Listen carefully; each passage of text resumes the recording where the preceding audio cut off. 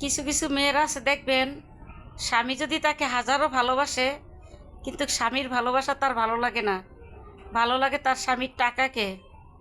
স্বামী ইনকাম করে যত টাকা পয়সা তার হাতে দেয়, সব টাকা পয়সা সে তার নিজের করে নেয়। নিজের করে নিয়ে তখন কিন্তু স্বামীর সাথে ঝগড়া করে হঠাৎ করে একদিন স্বামীকে ছেড়ে চলে যায়। স্বামী কিন্তু তাকে আনার জন্য অনেক চেষ্টা করে, সে আর স্বামীর ঘরে আসে না।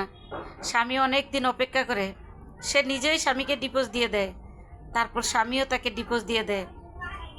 যখন স্বামী মনে করেন যে দ্বিতীয় বিয়ে করে সংসার সাজায়, তখন মনে করেন যে ওই মেয়েটাই করে কি আবার স্বামীর সাথে যোগাযোগ করে। কারণ যখন দেখছে স্বামী একটু সুখে আছে ওই দ্বিতীয় বউকে নিয়ে, তখন সেইটা দেখে তার আর ভালো লাগে না। সে মানে ওই সংসারটা ভাঙার জন্য উঠে পড়ে লাগে। সেই সমস্ত ভাইদেরকে বলছি, যে স্ত্রী একবার আপনাকে ছেড়ে চলে যাবে, সেই স্ত্রীকে দ্বিতীয়বার কখনো আপনার ঘরে আনবেন না। কারণ সে আপনার সুখ চায় না। যদি চাইতো প্রথম থেকেই সে আপনার ঘরে থাকতো, ছেলে সন্তান রেখে কখনো চলে যেত না।